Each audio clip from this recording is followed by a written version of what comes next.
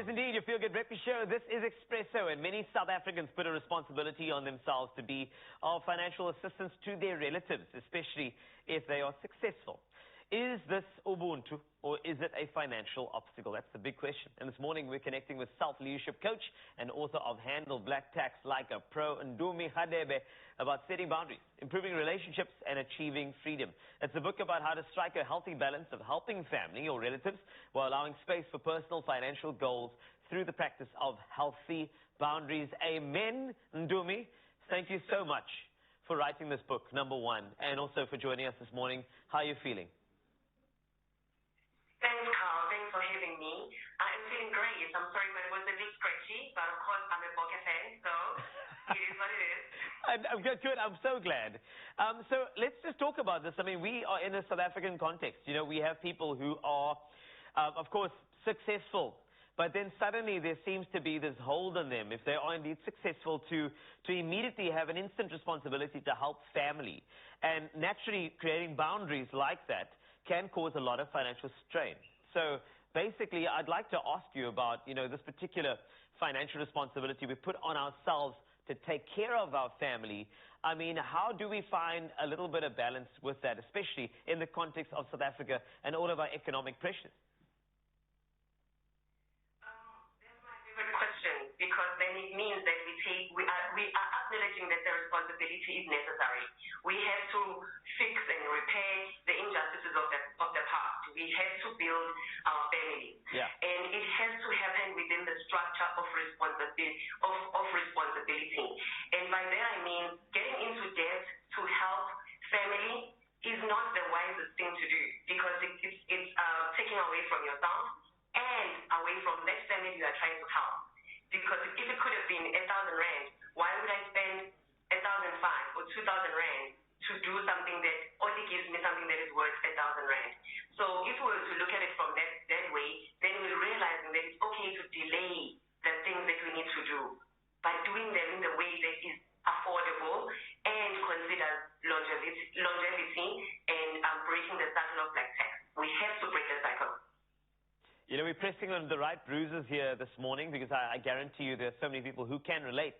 And naturally, with no generational wealth in a family and you having to sort of get out of that particular situation, one does feel quite dragged down. You feel like you can't save for the future because there's a present need to help the family. So are we having the right type of financial conversations in the family units, just going forward from young to when you enter the workforce? Are those conversations being had? And if not, what are the barriers to not having these healthy conversations about finances? So the issue, Carl, is that we are not having the conversation at all. We actually are big on complaining on Twitter, on Facebook, sundowner over drinks with our friends, and we are never talking about how we feel about black tax and our challenges around black tax with the beneficiaries of our black tax. Yeah. So it means our families and our siblings are not aware that this is how we feel, or we are strained, as we are now being called the sandwich generation. We've got our parents to look after, we've got ourselves to look after, and our kids, and all of it must be 5-star, must be Instagrammable. So at the end of the day, we need to start with having the conversation first, and then it is then how we are having the conversation. Because if we are not having the conversation in a way that is proactive, that is structured, that is loving and building the family, it means then we are talking about money and not necessarily about building the family. So it is so important that we have the right conversation.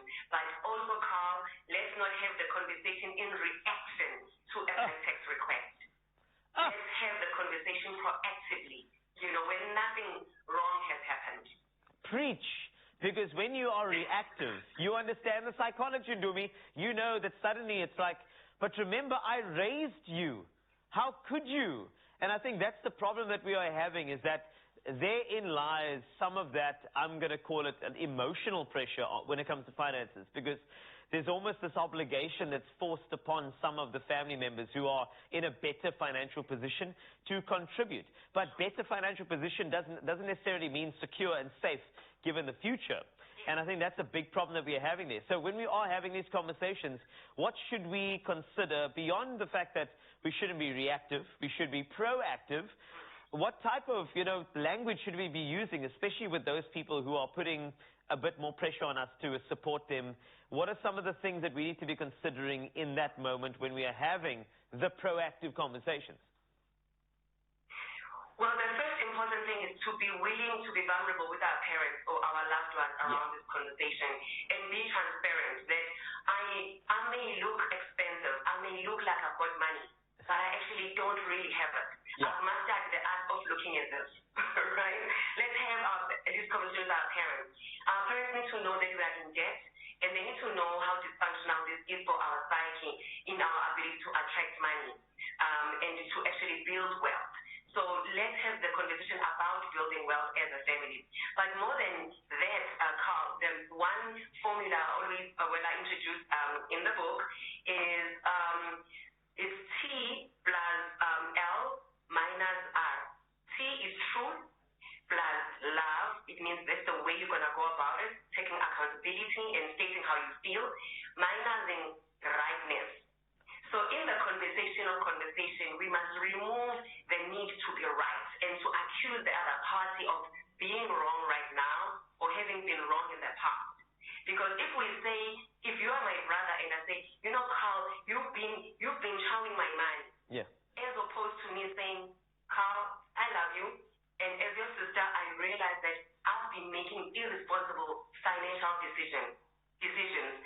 Going forward, I have decided accountability. I have decided that I can only allocate X amount of money to my family responsibility budget. And this is how this is going to affect you. Can you hear that the tone, the laugh is different there as opposed to me making this your fault? Whilst I contributed by agreeing to paying this black tax because it felt good for me to be, the doer, the helper, the hero at the time. So we also need to take our responsibility in knowing that we love the PR that comes with looking good and doing good. And sometimes we do it at the expense of our own financial goals. And Dumi, thank you so much thus far. I feel like I need to steal you for a little chat around Handle Black Tax Like a Pro, a little unpacking of that book, because I feel like we all need it, especially heading into the festive season where a lot of financial and emotional pressure tends to come to a massive, massive height. I feel like it's important for us to unpack that with Ndumi Hadebe, who will be joining us a little bit later on your Feel Good Breakfast show, so make sure you stick around for that. It's my Feel Good Breakfast Show. Welcome back to your Feel Good Breakfast Show, Expresso, and we are back with our special guest, Ndumi Hadebe, self-leadership coach and author of Handle Black Tax Like a Pro, talking about setting financial boundaries, improving relationships, and achieving financial freedom, something so critical at this time of year in this country, our beautiful South Africa. Ndumi, welcome back. We are very excited to hear more about your book and how it's been a blueprint for us to understand finances and family, two F words that get very complicated, naturally. So, Ndumi, let's start here with the boundary conversation. Because, to be fair, personally, I've had this conversation before. And what it does, it causes pressure. It causes a lot of feelings of you are forgetting where you come from. You're forgetting how hard I worked when you were on your come up. And now that you are there, suddenly you're setting boundaries. So how do we create peace in that particular moment to create balance and, of course, a sense of financial security for ourselves and then, of course, to our family? Thanks for that question. Before the break, we touched on truth plus love minus rightness, right? So that creates an environment that is conducive to having a loving and healthy conversation about boundaries, about money, etc. And with that, it means then we are having a discussion, whether it's a family meeting or however it feels like for that specific family in the dynamic. But what's important here is for us, the people that are earning the money, to take responsibility in knowing that our parents have never been in our shoes. They don't know the money that we are making or we are not making. So we have to be the ones that sit them down and say, we would like to do things differently for this family because there is no guarantee, Carl, that your kids and my kids are going to be around to black tax for you and I. So with that, it means